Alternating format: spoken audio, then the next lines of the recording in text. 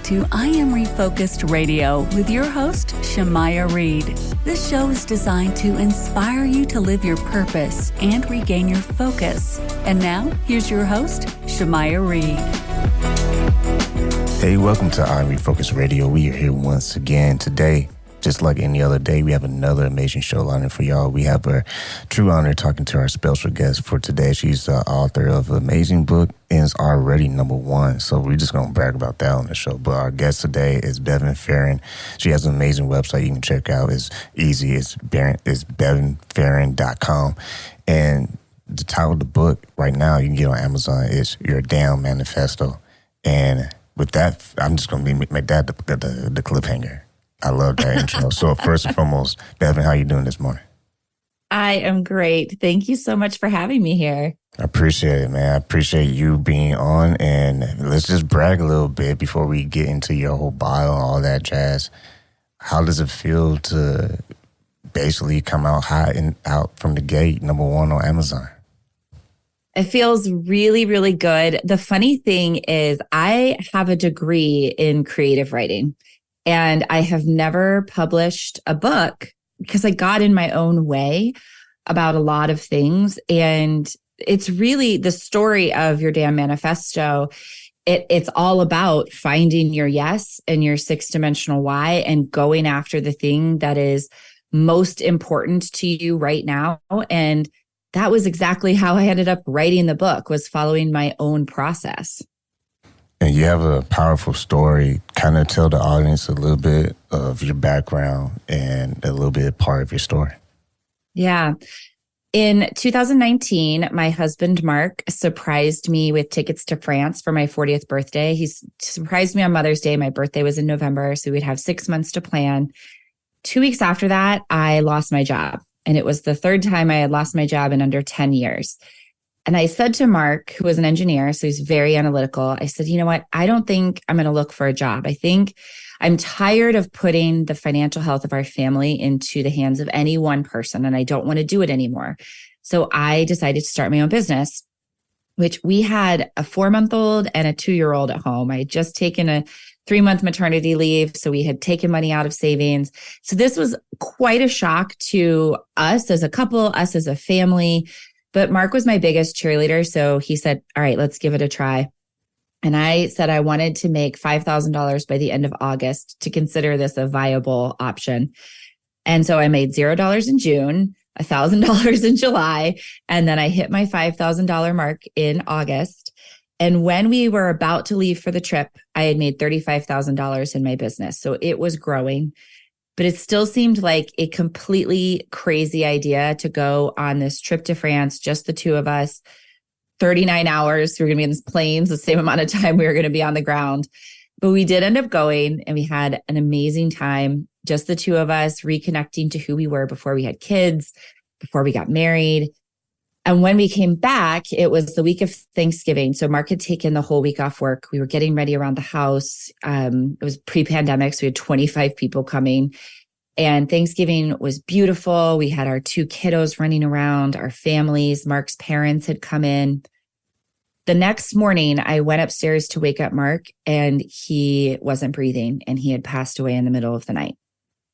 Completely unexpectedly, we had no idea he had undiagnosed heart disease. So one of his arteries was 95% blocked and the other was 50% blocked. So then I am now the sole financial provider, solo parent of 2 kiddos under the age of 3. And I'm doing all of it without the love of my life and my best friend and my biggest cheerleader by my side. About a month later, I made a post on social media talking about that trip and talking about my birthday and losing Mark. And I ended it by saying, whenever you're faced with a choice, just take the damn trip. That really resonated with people. And I was getting messages from people saying that they were going to say no to a trip with their friends, but now they were going to say yes, or they had taken a trip with their dad right before he passed away and it meant the world to them. But more importantly, what I was hearing from people was that they were not going to push their dream to the side anymore. They were going to really take the chance on themselves. And that's when I shifted it to take the damn chance and created the do the damn thing method. So DAM does stand for something. It's not just I'm a little bit sweary, but it stands for decide and declare, attend your own party, moments, not minutes, and now is the time. And that do the damn thing method starts with crafting your damn manifesto, which is why that's the title of the book. And then you find your damn people and you do the damn thing. And that is how I have done every amazing thing in my life, growing my business to over $300,000 in 18 months, writing this book, and then also bringing my biggest dream to literally to life, which is that when Mark passed away, we were about 60 days away from starting our next round of IVF. My kiddos are all IVF babies. And so in July of 2021, I gave birth to Mark's and my third child 20 months after he passed away using embryos that we had frozen from a previous IVF attempt. Yeah, I can officially say on the show that this is a pretty damn good episode. So with that said, let's jump in. Yeah, I'm going to have fun with that. Yeah, I know. You get to say damn all that you want. Right? It's great marketing. You're really smart. So let's talk about the do the damn thing method. I feel like this Jeopardy and everyone's winning right now. But emphasize the importance of the action over, just mindset, because that's like a big buzzword in podcast shows, have a great mindset and this and that. But doing the damn thing is meaning you're taking action. You're not just sitting, coasting, and having goosebumps. Right. That's one of the things that I highlight a lot in all of my teaching and in the book is movement over mindset. Of course, it is easier to take action when we have positive thoughts. But the truth is we're never going to have positive thoughts every minute of every day. We're going to feel doubt. We're going to feel anxiety. We're going to feel fear. We're going to feel that imposter syndrome. And if we wait until we only have positive thoughts, then I will know where to find you in a year because you will be in the exact same spot.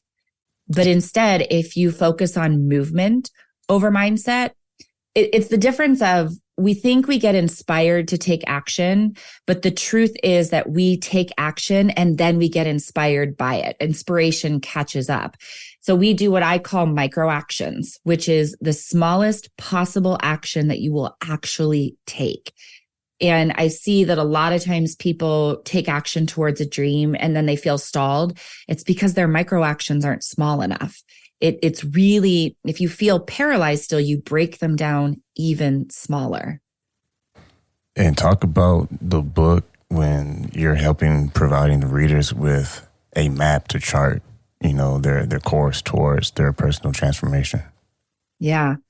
So the first part, like I said, the first part of the do the damn thing method is the damn manifesto. And what the damn manifesto is it is your yes and your 6-dimensional why. So your yes is what is the thing that you are most excited about, most passionate about right now. Doesn't mean for the rest of your life, but what is it? And one of the things I have uncovered in so many conversations with people is that as adults, we have often forgotten how to dream like children. So we have a dream, we have something that we want to do, and we immediately dream like an editor. And we say, oh, well, I know you want to write a book, but you'll probably never publish it. Nobody will buy it. Or I think I want to start this business. Oh, I don't know. Your mind just starts to tell you all the reasons that you can't. And so the first step in finding your yes is to dream big and to I lead people through an exercise where you're just going to do a brain dump for 15 minutes of everything you could do. Then the next step is to focus in. But first, we have to get out of our own way and remember what it's like to dream as a child. So we find your yes, and I've got a trip filter that you put it through. Everything is an acronym in my world because it's so much easier to remember. But you put it through these 4 questions that spell the word trip. And then you know that is your yes. That is the thing you want more than anything else. Then we find your 6-dimensional why. Because a lot of times we hear that start with why or what's your why, but it's not going deep enough. It's just hanging. I say we can't hang our big dreams on one flimsy little why. But if you think about when you started this show, if you just had the financial reasons, right? Oh, I want to start this to make money, or I want to start this to reach a lot of people. Well, when we first start podcasts, you don't have a lot of people listening. But if you also tapped into emotionally, it's going to make me feel really proud. And mentally, I'm going to get to solve some really interesting challenges as I build this. Tapping into all 6 areas that are going to be impacted then gives you a stronger foundation for the times when it gets hard to carry you through that. I had to say something just to kind of co-sign what you just said, because I said it before on the show that I wrote in my iPhone notes that I want to one day interview the most influential people in the world. And that was like a long time ago when I had like 5 people listen to my podcast show at the barbershop. And it's crazy because since 2016 to right now, 2023, I'm doing that and some. And I also saying first time on this show, breaking news, but it's not really breaking news. Something similar to that was I wrote it on a piece of paper and put it in my wallet. And I looked at it. And that was my motivation to keep learning the ropes, how to become a better host, how to ask better questions, how to be just real and not sound like a robot, because there's nothing wrong with scripts. But if your show is just scripted from A to Z, then you miss the personal connection to the person actually listening and enjoying the conversation. So it's an art in itself. And to your point with do the damn thing, it's an art. You just got to do it. Some of the best art pieces of artwork is because the artists themselves are being who they truly are. They're not trying to, I mean, of course they're going to steal some ideas from some people, but you see their whole life on that work. That's important because if you try to cheat who you are, then people won't see right through it and be like, oh, this is trash because it's someone trying to be something they're not. Right.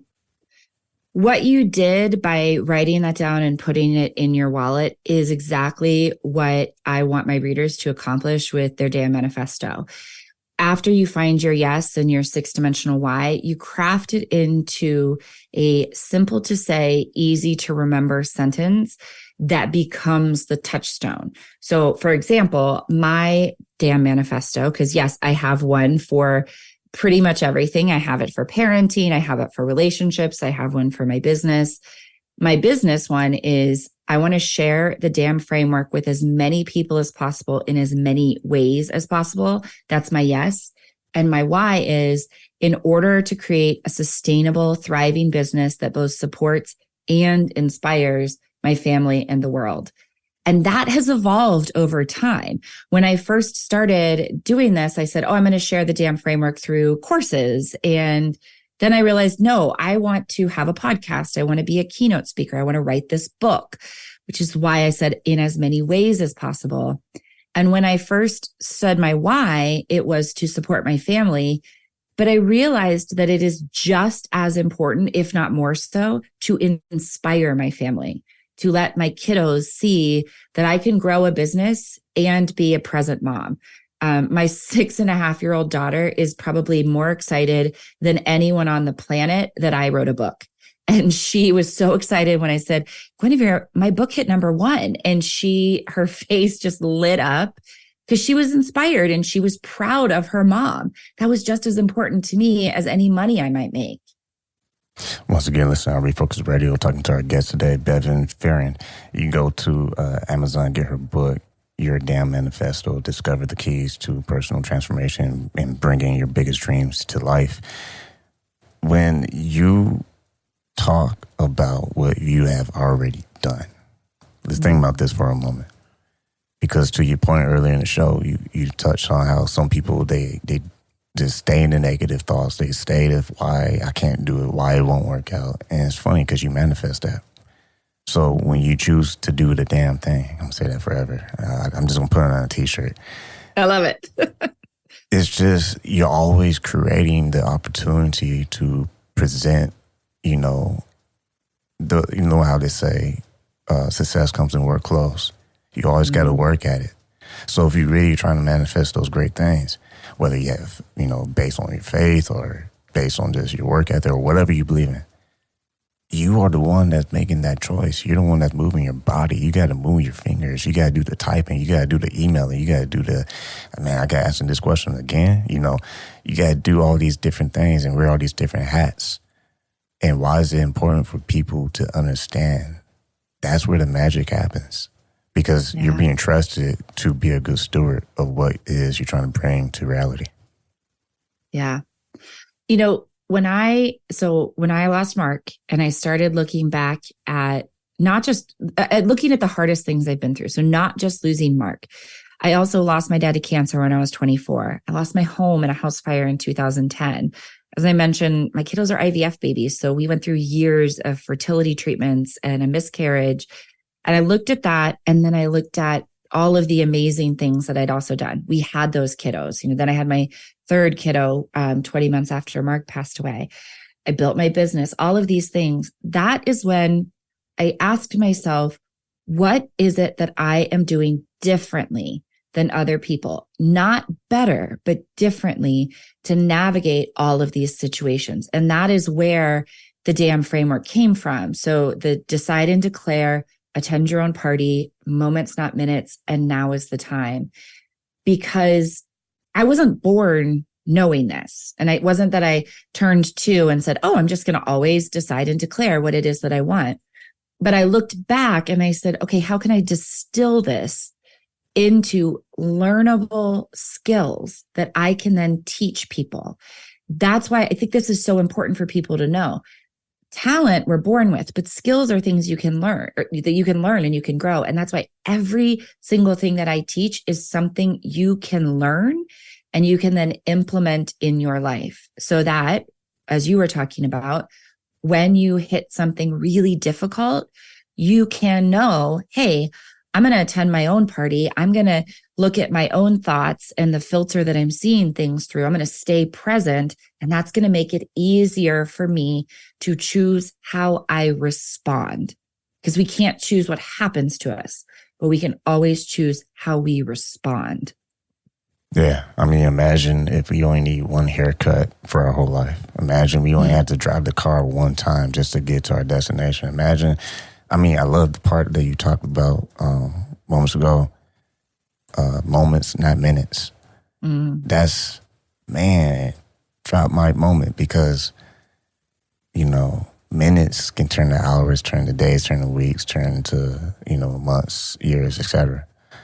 But moments, they can last a lifetime, because everybody knows the moment where they were when 9/11 happened, if you're old enough. Everyone knows the moment when they graduate from high school or college or some grand achievement. Everyone knows that moment when they celebrate their special birthday at that certain age, where it's like the greatest memory forever.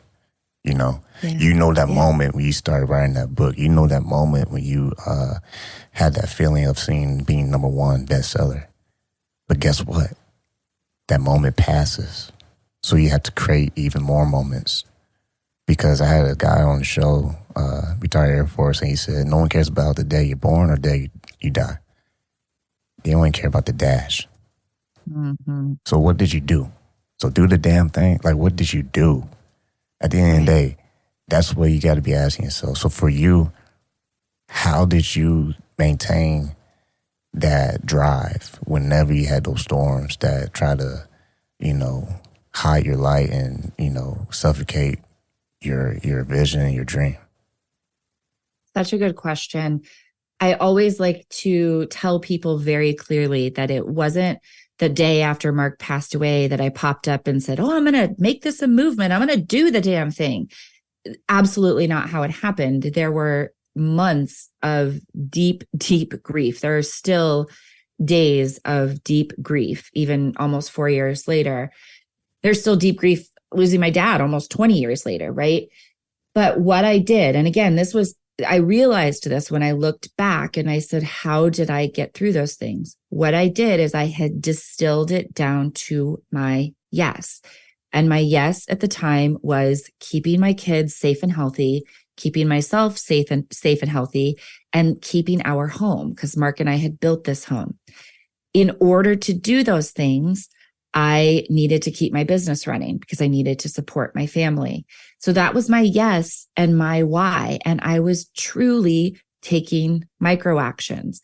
There were days when getting up and taking a shower was too big of an action. So I had to break it down into open my eyes, push the covers back, put my feet on the floor, go take a shower, get right back into bed.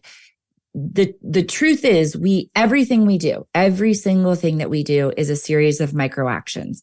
It's just that they get bigger and they come faster and they become easier. So if you think about the very first podcast episode that you did, you had to buy a microphone. You had to plug that microphone into your computer. You had to turn the recording software on. You had to say your first word, and you may have said it 17 times, but you had to do those things in micro actions. You still do those same things. You just don't think about them that way. Now you think, I got to record an episode. Yeah. And real quick, I got to jump in there because to that point, just to add on to that is on day one, it sucked. All right. Right. It's going to. Yeah. And now it's like smooth butter. All I get is compliments.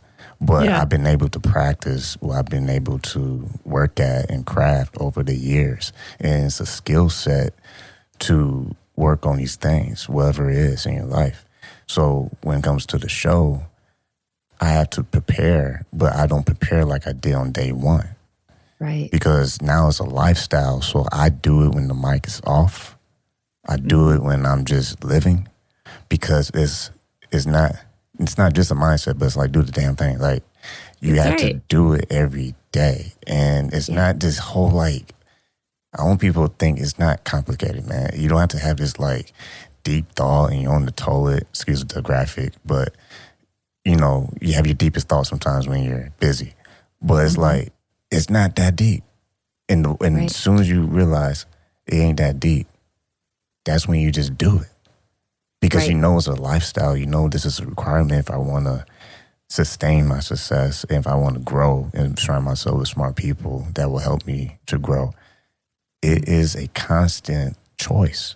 What are you choosing? Because whatever you're choosing is what you're living. Yeah. And, you know, like you said, on day one, it sucked. So do you remember those metal merry-go-rounds on playgrounds that like they were always rusty? I call them like the death trap merry-go-rounds, but everybody had to grab a bar and then you started to push and you pushed and pushed and then you ran and then you ran and ran and ran and then it's spinning and you jump on and now it makes you want to throw up just thinking about it. But, you know, everybody had to grab the bar. And we all had to take that first step that was the hardest because it was standing still. It was inertia. But the thing is, we didn't wait for it to be fun to take the first step. We knew that the fun would come. So we had to take that first step, then the next, then the next. They all started to get easier. Then we jumped on and it was spinning. And if it started to slow down, we just stuck our little foot out, tried not to break an ankle, and gave it a little push. We didn't have to start again from standing still. It is the same thing with the dreams that you have. The first few steps are going to feel hard. They're going to suck, like you said. You're going to need more energy for them. But they start to get easier and it starts to become more fun. And once you have that momentum going, it's not as hard to keep it going. Once again, listen on Refocus Radio, talking to our guest, Bevin Farrand. You can go get her book right now on Amazon. It's #1, so just like make it even more popular. It's Your Damn Manifesto, discover the keys to personal transformation and bringing your biggest dreams to life. The last thing I want to touch on is the very fact that all right, we know that success is not easy. We know being #1 on Amazon is not easy. But when Bevin looks at herself when she gets up in the morning, maybe she had a rough day yesterday. What are some of the things that you try to do to bounce back from your low points? Well, I mean, I know it sounds crazy, but one of the things is I just get back in touch with my damn manifesto. Anytime I feel like my business isn't doing as well, I'm not making as much money as I want to, I'm not booking as many stages as I want to, I get back in touch with that and remind myself this is my purpose. The other thing I do is, you know, I have 3 kids. They're all under 7. unless I'm traveling, every night at bedtime, we read stories, we sing songs. Last night I had a meeting. My mom came and started getting them ready for bed.